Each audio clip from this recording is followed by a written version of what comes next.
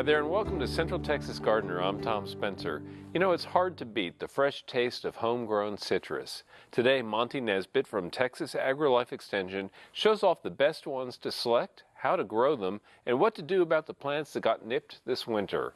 On tour, visit a garden makeover where fresh eggs are always on the menu. Building a home for chickens wasn't the first project on the list when Molly O'Halloran and David Brearley bought a house dating from 1915 on Austin's east side. In my memory, it was Dave's idea, and in his memory, it was my idea. So we must have both wanted chickens. Well, it's living in the neighborhood because it's true.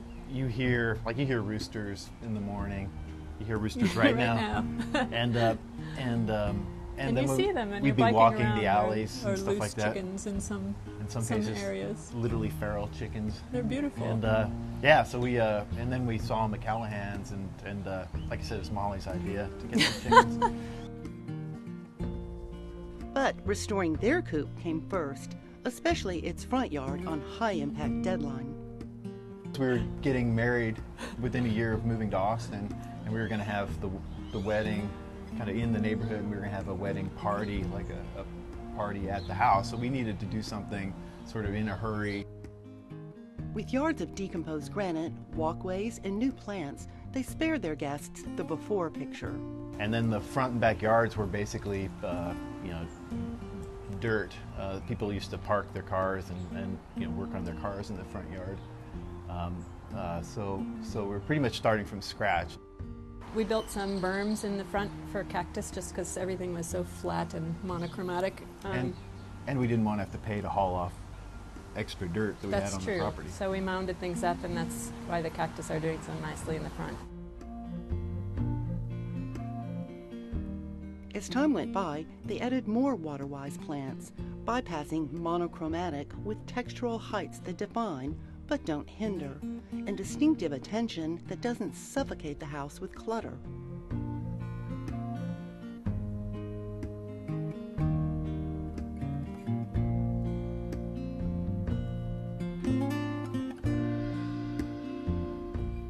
And then it wasn't until maybe 3 years ago that we put the vegetable patch in the front, and it's just because in the winter the backyard gets plenty of sun, but in the summer the pecans shade most things out, so this got started for a summer tomato and pepper patch. But now it's a full year garden, vegetable garden. In back, their vegetable bed borders the chicken run. Molly and David throw wilted leaves and weeds to eager beaks for instant composting. For the dog, there's a miniature lawn planted on mounded soil they dug out to relieve a drainage issue. Part of it is to deal with kind of water on the lot, which is it's a flat lot, so when we get those Texas-style rains, you've got to have some place to put that water. So we have a trench drain system in the back that kind of feeds water back over towards the pecan tree, and that's how we wound up with the raised lawn area, because that was overburden that we took out of the trench drain system. And then I just sort of had this, came up with this plan to kind of have a little patio and a bench and kind of that water feature, the pergola kind of off the side of the shed.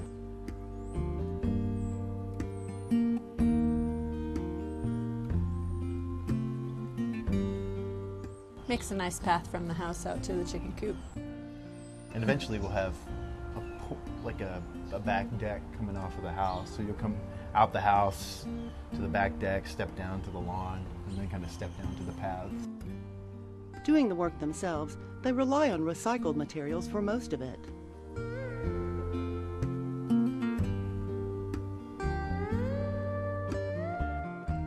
The Restore, we go to the Restore all the time. Our chicken coops. All the shed got built out of the Restore. And the chicken coop coop entirely from the Restore. Yeah. Recycled galvanized metal and all the lumber. But all structures, including the chicken coop, get new materials to roof them. When they added chickens to the family, the first step was to secure the fence to keep out stray dogs. Since predators of all types are the biggest challenge, they finessed the chicken coop and the chicken run.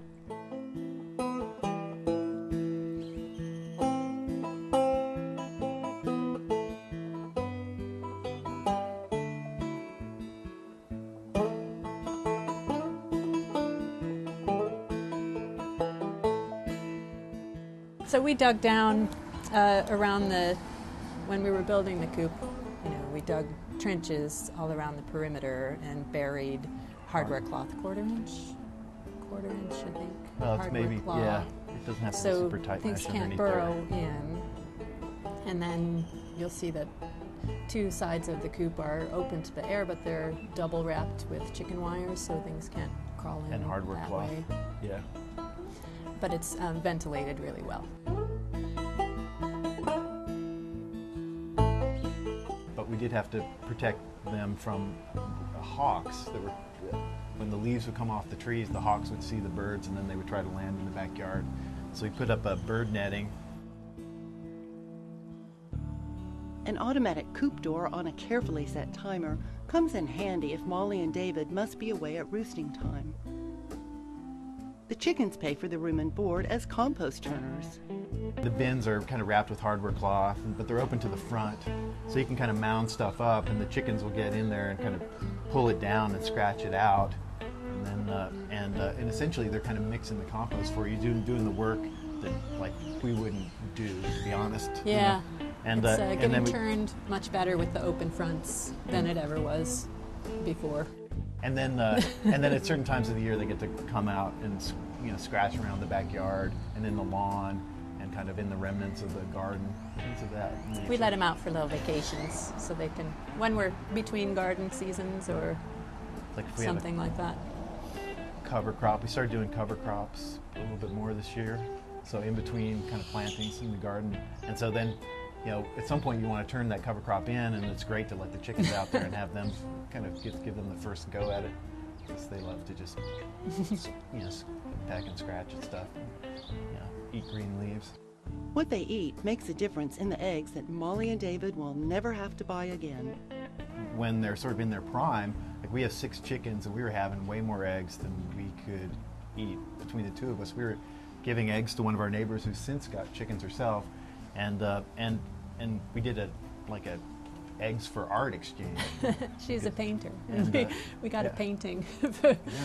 which So is it's very generous from her end, I think. Yeah. And but they're good eggs. I mean, they're qualitatively better than the eggs, even the organic pasture fed eggs that you get. Oh, at they're the so store. good, and you can tell. I mean, even with our same chickens, you can tell from season to season by the eggs what they're eating. So in this time of year and all through the winter, when they're getting lots of greens from the garden, the eggs get really orange colored and very rich. And then in the summer, we don't garden much in the summer, and when they're eating mostly corn, the yolks get more pale, and so it's really interesting to see, what they're eating affects what you're eating, of course. Winter can mean a slowdown in production. They like the cooler weather, but the shorter days can also trigger a molting response, where they actually, it's one of the ways nature kind of wins out over our attempts to kind of breed them and to be egg producers, is they want to shed all of their feathers so that they can fly south. And so the body goes, when they're molting, the body's resources are going to replace their feathers instead of give you eggs. And as pets, they're pretty low maintenance. They sort of know everything they need to know at 1 day old. I mean, they know how to scratch and peck, and that sort of gets them through life very successfully. Precocious in their antics and distinct in personality, Molly and David's chickens supply lots more than eggs. I find them relaxing. It's nice to look out the window and watch them. It's nice to sit out with them. I like their sounds. When you're working in the garden or raking, they get really excited when they see a rake come out, because it's stirring stuff up, the bugs and worms. They love to eat when we find grubs or anything. We call them over and they come running for the grubs. They're funny. It just adds a touch of energy and humor to the place, I think. It's so much fun. Chickens are all the rage right now in backyards across the nation. Find out how to start a coop of your own on this year's Austin Funky Chicken Coop Tour. This free family fun event happens Saturday, the 23rd of April from 10 a.m. to 4 p.m. Visit the website for locations. Well, right now we're going to turn our attention to citrus plants here in Central Texas, and I'm joined by Monte Nesbitt, who's with Texas AgriLife Extension at Texas A&M University. Welcome to Central Texas Thanks, Garden, Tom. Monte. Great to be here. Well, you know, here in Central Texas for the past 10 years or so, people have been playing a lot with citrus trees. They have been harvesting grapefruits and all sorts of other wonderful things from backyards. I see full-grown citrus trees around town. Everything was looking really good for citrus until this winter came along. So like a reality check, I guess. Yeah, it was a little rough. You know, we tend to forget that citrus are subtropical plants. They really, you know, our citrus industry in Texas is down in the Rio Grande Valley, the very south part of Texas. And so we're marginal here. We get above I-10, and we're kind of marginal for growing these plants without some occasional freeze problems. Well, we've always told people, if you're going to grow them outside, grow them on the south side of the house, Correct. Sheltered location, be prepared to put a cold frame up. Unfortunately, a lot of people didn't do that. No, it's a little work that goes into that, and we tend to think, well, maybe this year I can get by. But Right. the serious citrus producer is going to be ready, and they're going to have a plan. Well, for the backyard amateurs out there who are not that serious but who enjoy these plants and really love gardening with them, now they're looking out their kitchen window at this brown thing. Right. How do they know, how do they check to see the plant's still alive? Well, patience, number one. These plants are going to grow from the live tissue. And sometimes it's one cell away from another is the difference between dead and alive. And it takes a little bit of time, but those plants will bud out where they're alive, and they're going to be dead where they're dead. It's pretty simple.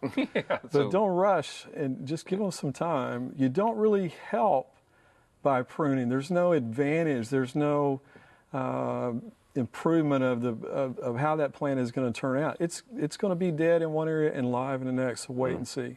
So wait and see. So we're in April now, and how can people know, or you know, if they want to go out and test, you know, it doesn't, you know, to see where it's green, pull back some of the bark. How would you recommend going about that? Well, the month of April is the time of growth in citrus. They're gonna bud, and they're gonna try to regrow. It's going to be warm enough to encourage that process. So I think they're going to see just look new for it growth visually, and new buds that'll form from may form from large diameter limbs. If all the lightweight branches or have been hurt, then you'll see buds just pop out of big branches. So wait, and then once you see the live buds, then it's okay to prune off the dead. Correct. Okay. That's correct.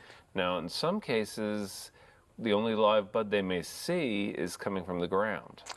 Very true. And if it's killed to the ground, you may have lost the grafted portion of the plant, which is typically 3, 5, maybe 6 inches above the ground.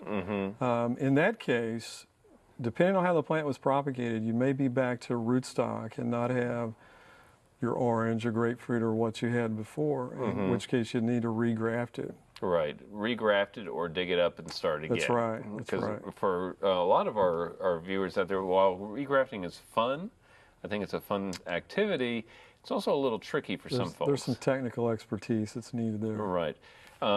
This may be new information to a lot of our viewers, but these plants are grafted often onto different kinds of rootstock. And the way that their plants grew before the freeze may be a clue as to what the rootstock is, right? Well, that's true. We have plants that are grown on trifoliate orange, which is a wonderful plant, great rootstock, provides some cold hardiness, but it's only adapted to neutral to low acid soils. So if you're growing citrus on high pH alkaline soils, you really need to be on a rootstock that is tolerant of those conditions. If your plant's been struggling in the past, this may be a chance to first identify what that rootstock is and maybe seek out one that's on the appropriate rootstock if you're replacing it. And what would be appropriate for people who live in our more neutral or alkaline soils here in Central Texas? Well, the long-term proven performer is sour orange. And sour orange is a staple rootstock in the Citrus Valley, the Rio Grande Valley as well. Okay. It's got some Achilles heels, and all citrus rootstocks come with some Sure. problems, but it fits these alkaline soils. Okay. So hold off on the pruning until you're sure that it's regrowing. What about fertilizing in the springtime? Well, fertilizing normally is very, very important. If you've been making a crop, you need to resupply the nutrients that have been removed with that fruit. And now, if you have a dead plant or a plant that's had some severe winter injury, you may want to temper what you would normally put out. If it's not going to set fruit, and you can certainly use the springtime months to evaluate what kind of a fruit crop you're going to have. It takes less fertilizer if we're regrowing vegetation than if we're producing a crop of fruit. And you, before the interview got started, you were saying that citrus prefer nitrogen-based fertilizers. Well, they're big consumers of nitrogen. A full pound of actual nitrogen, that would be 10 pounds of a 10-10-10 fertilizer, is appropriate on a 10-year-old tree. A lot of people think that they pour 10 pounds of fertilizer out under a tree, they would kill it. But in fact, that's the amount of nitrogen that's needed. Now, we would normally divide that amount up in some split applications, but that's the volume of fertilizer product that we're talking about. Wow, that does surprise me. 10 pounds is a significant amount of dry fertilizer if you're going to be putting it out. But again, if you do it over 4 distributions, then I think that probably would be it would look a little more reasonable, more appropriate. Right. At that rate. So, which of the varieties are most likely to have been hurt? You brought in one plant, which is a Satsuma orange, and gorgeous plant in full bloom right now. These beautiful, fragrant flowers. Right. But this is one that's more cold sensitive, isn't it? Cold hardy. Oh, cold hardy. Cold hardy. The Satsuma mandarin is really a top performer if you're looking for edible fruit. Great to eat, easy to eat, early ripening, matures in the fall of the year, and takes temperatures down as low as maybe 15 degrees. 15, okay. So, so that's a great one to be growing in central. You know, if you're above I-10, that would be one should be top on your list. Okay, and I know that kumquats, which are a great little citrus plant, are another very cold hardy one. Excellent cold hardiness, and another great choice. Calamondin would be another one to look at, and then there's one that's kind of a musty tangerine, but very cold hardy, called Changsha. Changsha. Seedy, you'll love the Satsuma a lot better as far as eating, but it's very cold hardy. Okay, so for those who are expecting an edible crop, Satsuma may be their top choice. Top choice. Okay, and so those that are most likely to have bit the bullet in the freeze? Well, lime's number one. Lemons, true lemons, the Eurekas, Lisbon, some of those bartenders lemons. Valley lemon or Meyer lemon will perform a little bit better, more similar to an orange. The limes, lemons, citrons are going to be will have had the greatest amount of damage. Okay, now very briefly here, Monte, if people are going to go out to the nurseries this spring and plant a citrus tree in the ground in Central Texas again, where should they plant it? Well, always in a landscape, we look for the south side of a structure if we can get it. Just windbreak advantages. There's radiant energy off of the building. That's great. Anywhere where there's a lot of shelter from the north wind. Correct. All right. Well, Monte, we will have to wrap it up on that note. I do appreciate you coming over from Texas A&M. Thank you so much for being a part of our show. Great to be here. And coming up next is our friend Daphne.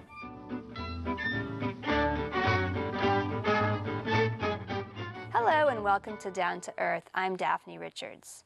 We've got a great question this week, and I'm glad that my friend Monte was here to chat all about this topic. Keeping to our citrus theme, our question this week is from Garen. He sent us an email wondering if his lemon tree should have flowers right now and what to do to increase the fruiting on that plant. Yes, these plants do have flowers on them right now if they've been kept in a greenhouse. But no, if they've been planted in the ground, they may not even have leaves yet because we had such a harsh winter. And if you have those plants in the ground, you should be seeing some leaves come back here pretty soon. And they may come back from lower down in the tree as the top part may have been damaged. But also, young fruit trees such as this one may not flower or fruit much the first couple of years, which is probably what's going on here. If you can keep those container plants in a warm, sunny location during the winter, they will flower much earlier for you. And then also fertilize them at the proper time to increase the fruiting of them. Our plant this week is four-nerve daisy, Tetraneura scaposa, a name I really like to say. It's also known as Hymenopsis. When I was in botany classes, I learned this plant as a Hymenopsis, so you may see it called that. There are many different species of four-nerve, and all do well here in our area. They're native to our region, so they're very happy in our climate. They really like a rocky, well-drained soil, so you may be careful where you plant them if you have heavy clay like many of us do. They really like full sun, and they're very perky. They have very perky little sun-shaped yellow blooms. They flower from early spring on through the heat of summer. Don't give them too much water, especially if your soil is only marginally loose. This plant gets about 6 inches tall, and that includes the flower stalk, and it spreads only about that wide, so it is very small. To do in your garden this week, go ahead and fertilize any vegetable transplants that have been in the ground for a week or two. You want to go ahead and use a well-balanced liquid or controlled release fertilizer to go ahead and get those plants growing well so that they flower and fruit for you in a few weeks. But if you didn't fertilize them before planting, or now if you want to add compost to the top of the soil and use that as a mulch, that will begin to decay in your soil and add a little bit of fertilizer to them. But hopefully you added that back before you planted those plants, and if you didn't, you can do that next season. You can also go ahead and continue to transplant vegetables at this time if you haven't yet. It's still cool enough to do that. You want to pick shorter time to harvest, an early fruiting variety, and then also maybe plant some later fruiting varieties as well, so you have harvest all through the season. We'd love to hear from you. Please visit klru.org/ctg to send us your question or a plant of the week from your garden. Wow, that was great. Thanks, Daphne, so much. Now let's check in with John Dromgoole for Backyard Basics. Hello, gardening friends. Welcome to Backyard Basics. A week ago, we looked at how to make a box for propagation. A really neat thing to do. It saves a lot of money, and you can do tomatoes and other houseplants. I really like to use them. And the box was, of course, this one. And what we did was showed you how it's constructed. It's just 6 inches deep, has some strong screws. I like to use screws instead of nails so that they stay in there. But, you know, you can go to one of the stores around town and buy yourself a plastic tub like this one. Or maybe you have some other container, and you could go ahead and use it. You don't have to build a box, but they really look neat when you build them. So it's lined on the inside with a piece of plastic, and we put this sand in here. The sand is a moistened sand. That's real important. I'll explain it in a minute.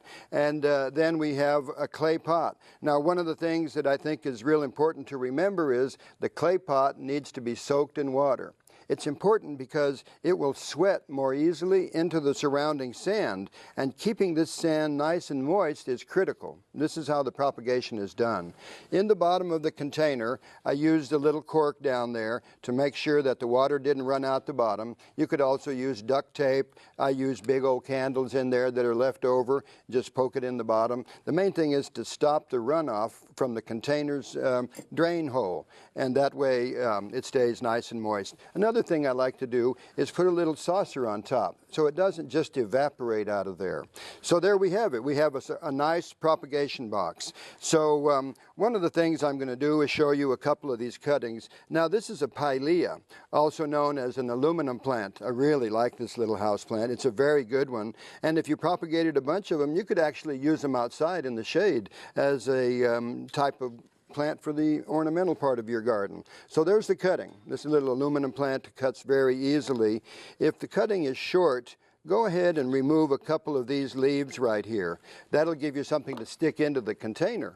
And then what we're going to do is just make a bunch of holes in there and stick these in. So there's our little aluminum plant. The next thing we're going to do is take a cutting from this pilea. I love the pileas. They're great little plants. In this case, it goes all the way down to right there so that the roots will form right there. That's how this particular one is done. And then finally, this is another peperomia, and this is a beauty, isn't it? And so we'll once again make the hole, stick the cutting down in there, and close it up that way. And in about 2 weeks, you're going to begin to see roots on there.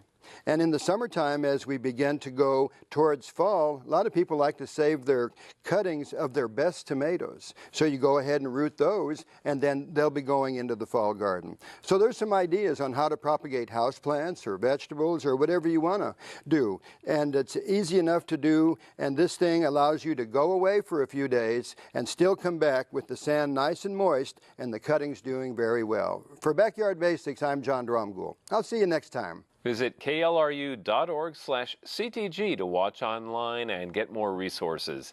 Next week, we spice things up with ethnic herbs. Until then, I'll see you in the garden.